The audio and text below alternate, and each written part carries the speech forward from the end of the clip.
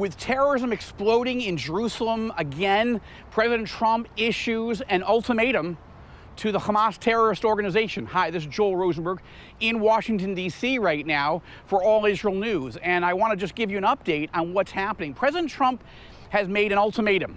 The ultimatum comes just as yesterday's horrific attack in Jerusalem to Palestinians from the Ramallah area in the West Bank. Ramallah is the effective capital of the Palestinian Authority. Two Palestinian terrorists illegally entered Israel, illegally entered the Jerusalem area, and started attacking, opened fire on a city bus, and killing at least 6 at this as I record this, wounding 12, and putting all Israelis on a heightened sense of alert. We're not just dealing with the ongoing fight inside Gaza. Now terrorism has penetrated inside Israel, not just from a rocket, not just from a missile, but actual Palestinian terrorists now from the West Bank opening fire, killing at least 6, wounding 12. This is a very serious issue, and Israeli security officials are scrambling to figure out how to make sure this doesn't explode into much more violence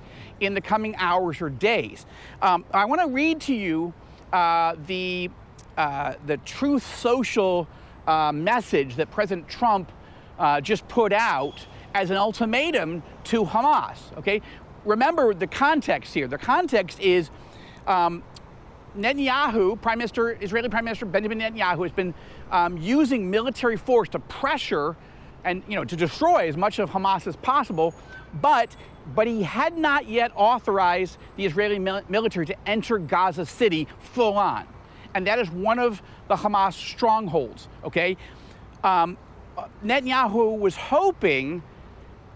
Minister Netanyahu was hoping that all the other military destruction, the Israeli military destruction of Hamas, their operatives, their military assets, their rocket launchers and so forth, that all that would be enough to force Hamas to surrender, to force Hamas to lay down their arms and ask for exile and leave the region and whatever, and to give up all the hostages. That has not happened. And where Prime Minister Netanyahu and his cabinet are right now is they say the only way forward is to send the IDF into Gaza City. But there's a lot of risks, and there's a huge debate going on in Israel. Is that the right way? Can't we get some sort of deal with Hamas to get at least some of the hostages out rather than sending tens and tens and tens of thousands of Israeli combat forces into Gaza City, where they're going to be facing hand-to-hand combat, street-to-street combat, alley-to-alley combat, house-to-house, apartment-to-apartment, booby traps, IEDs, all kinds of other risks, right? Israelis are exhausted by this war, but they want to win. But what they want most is to get the hostages out. So what is President Trump doing?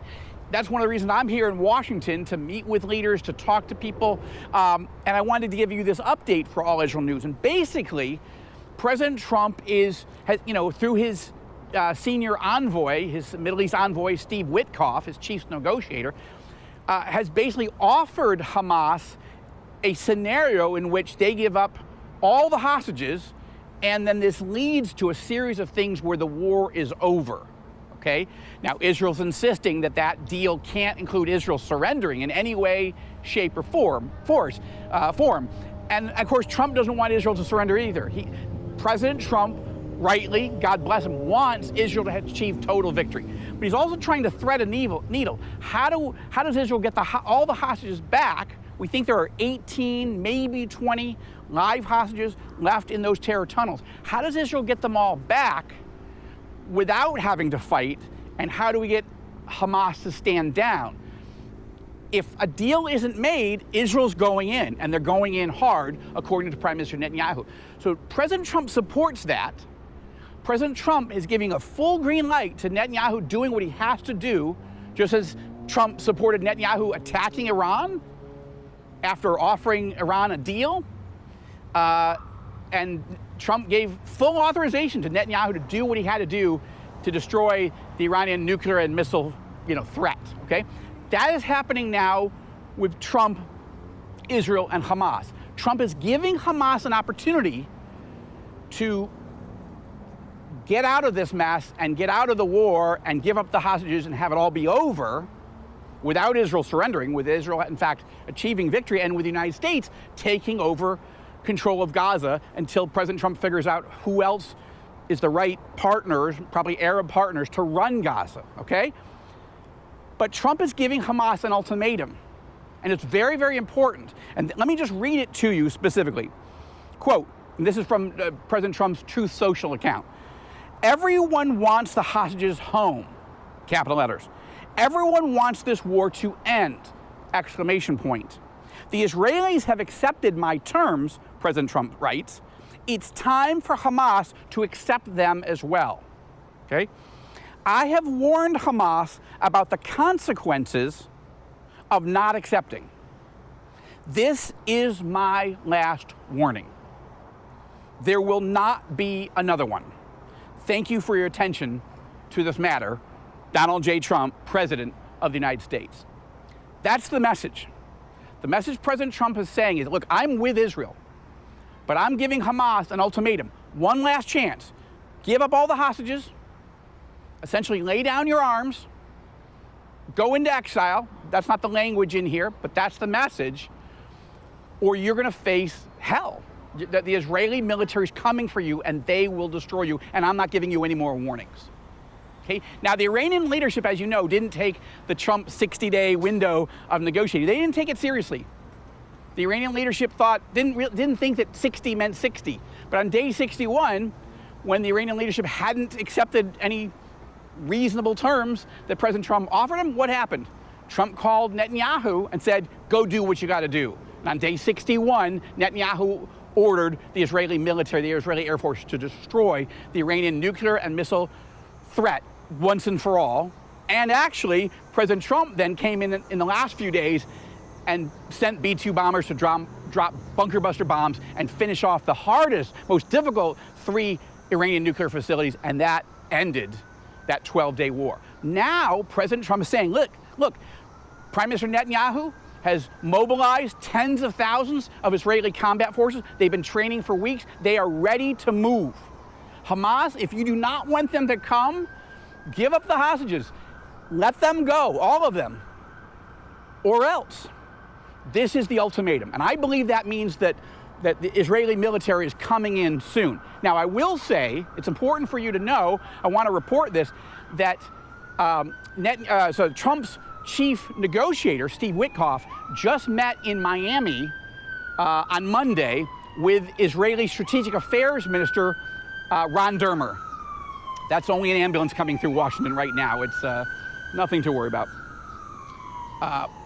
So Netanyahu's chief, strategist, Israeli Strategic Affairs Minister Ron Dermer, Netanyahu's closest and most trusted advisor, met with Steve Witkoff in Miami on Monday.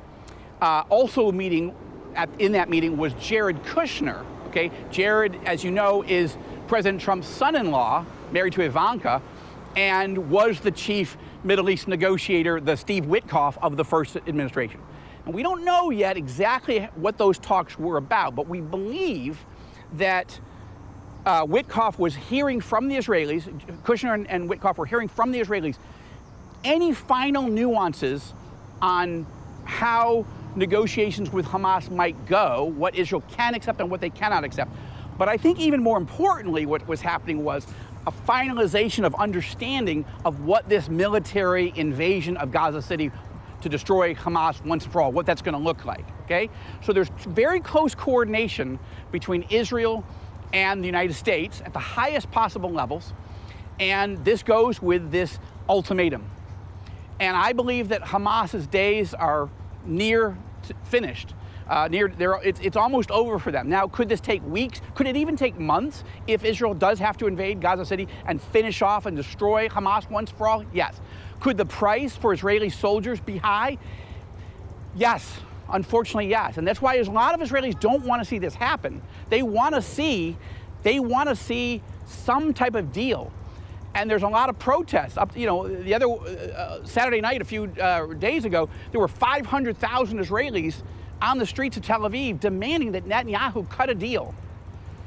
But Netanyahu can't cut a deal if Hamas won't make a deal, or if Hamas's terms are Israel has to surrender and leave Gaza forever, then we'll give you your hostages, and then we will run Gaza forever. That's not going to happen. And thank God, President Trump strongly supports Israel, strongly supports the IDF, strongly supports Prime Minister Netanyahu in winning this war.